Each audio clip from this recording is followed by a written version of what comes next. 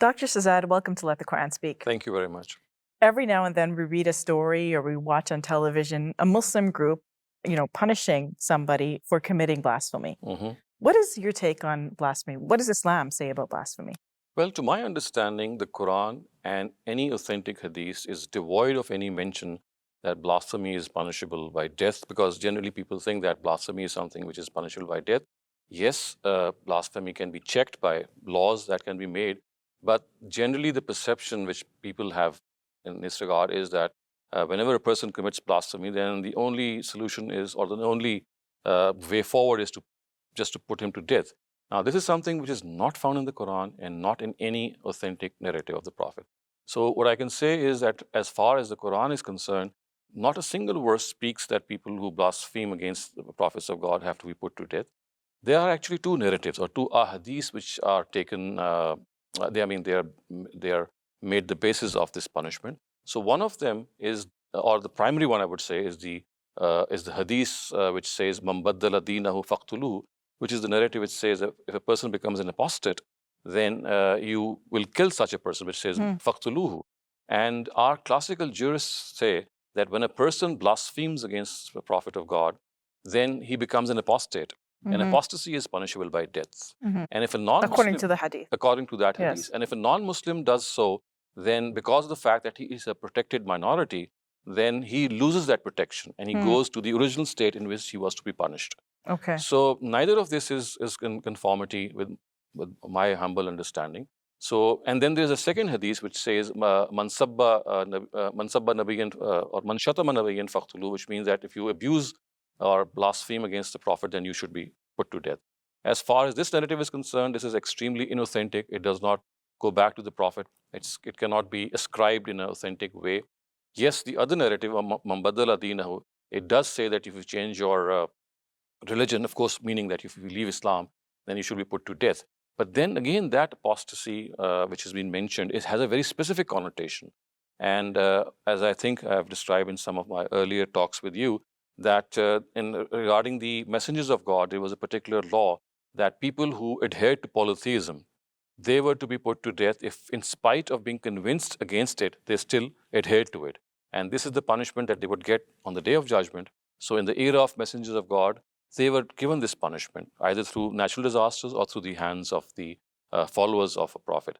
So about them, it was said that if they changed their religion, I mean, if they accepted faith, because for them, the only way to save themselves or they save their necks was to accept faith, because they were polytheists.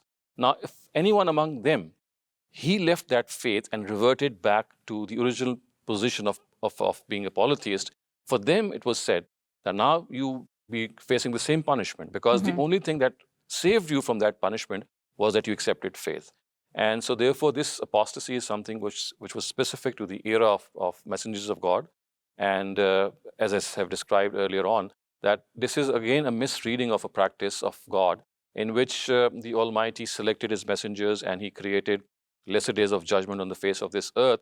And people who accepted amongst the polytheist Islam, they were spared, but they who were not, they were not spared.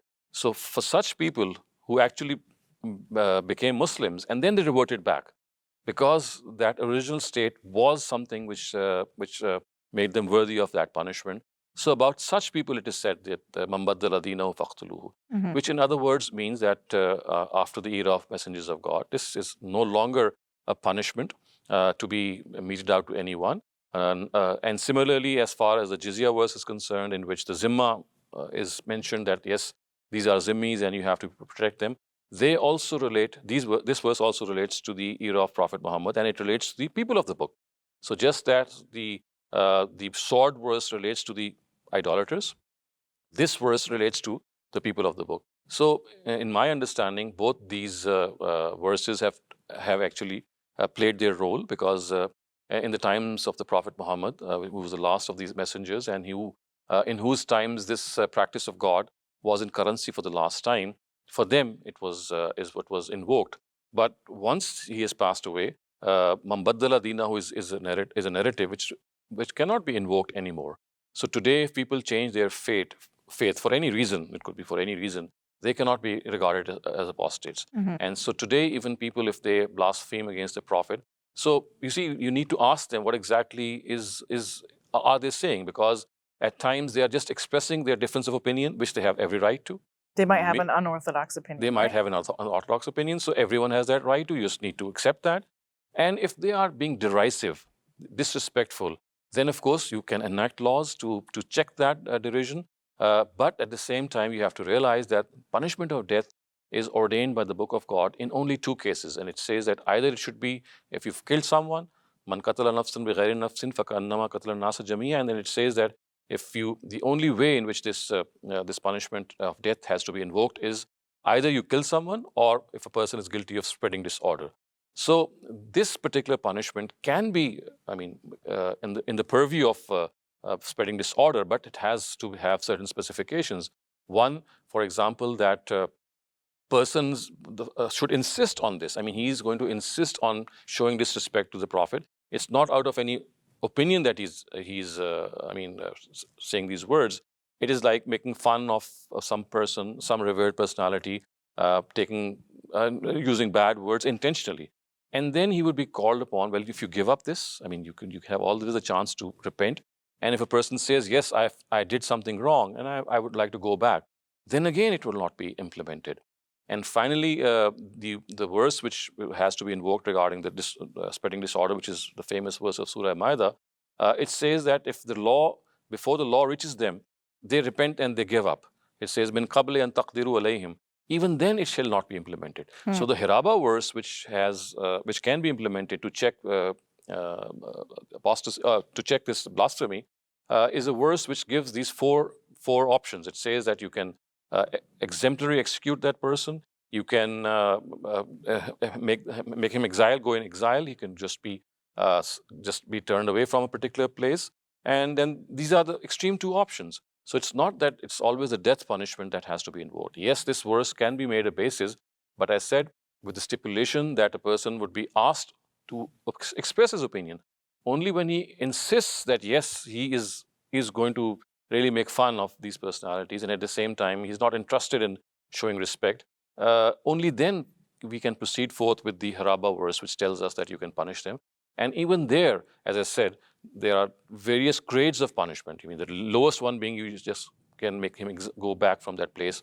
You can have him exiled from that place. And the worst one being, yes, if he insists, yes, he can be even put to death.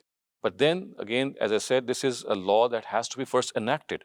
At the moment, this law is not being enacted. So currently, the punishment of blasphemy is on the purview of the hadith that I just referred to, and that hadith has a very specific connotation, and it cannot be extended.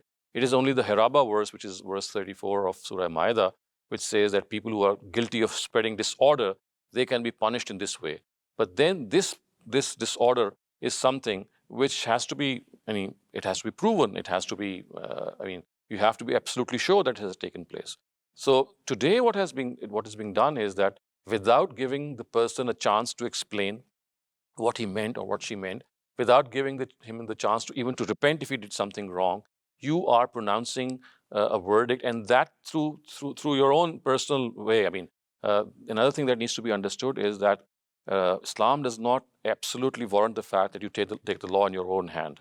So even if something has been committed and you think that person has to be punished, you have to report the matter to the authorities. And let me quote a very, very pertinent narrative of the Prophet Muhammad, in which we find how important he instructed us to obey the law and not take the law in his own hands. So once one of his companions hypothetically actually described a situation, and he said, "Oh, Prophet of God, what should I do?" He actually said, "Shouldn't I kill the person who I find in a compromising position with my wife?" The Prophet remained silent. And he repeated the question. He again remained silent. The third time, the Prophet got a little angry, and he said, "Ana aghyaru minka wallahu aghyaru minni," that I am more honorable than you, and God is even more honorable than myself. So you let the law take its place. Even if a person is in a position that he is, taking liberty with your own wife, even then you don't have you don't have the prerogative to strike off his head. Even then you have to report the matter to the authority. So such is the importance of law, that even if there is something that you think has taken place or people have been disrespectful to the Prophet, before even that law procedure is started, your duty is to report that person to the authorities, and then they have to take care if any law has been enacted.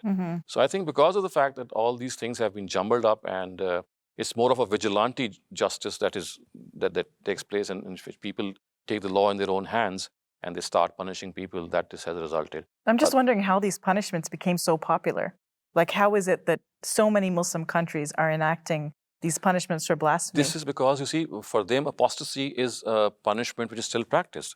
So like Saudi Arabia and like Iran and many other countries, so on almost, even in Pakistan, we have apostasy as a had, which means a punishment for a crime. So if they think that a person has committed blasphemy, for them it's just like apostasy. It's apostasy. And apostates are punishable by death. So that is how they take it to be. But I think that, as I said, that apostasy, or the way apostasy has been described in our hadith literature, is something which was related to the era of Prophet Muhammad, and it related to people who had already become worthy of being killed because of their insistence on polytheism. And it was their reversion back to polytheism which was said, it was described that because you had already become worthy of this punishment, now you have accepted faith and now you've gone back. So your original punishment is now revived on you. So this is how it was in the times of the Prophet. And this narrative is actually describing that particular situation and is wrongly being extrapolated. And the whole punishment of apostasy is a very, I would say, is an addition in the Islamic Penal Code. For Islam, the punishments which have been prescribed by the Quran are just 5. So we have the punishment of haraba, which is spreading disorder. We have the punishment of qatl, or the death punishment for killing people, the qisas. Then we have alleging people to have done zina. We have the punishment of zina itself, and the 5th is theft. So these are the 5 punishments, or these are the 5 crimes which have been made culpable by law. We don't find blasphemy being mentioned there. Yes, it can fall under the purview of haraba or spreading disorder, but then with all those stipulations which I just referred to. Thank you for that, Dr. Shehzad. Thank you for your perspective. It's my honor. Thank you very much. Support us today and help us share the message of Islam with people across the globe. Thank you, and may God bless you and your loved ones with the very best always.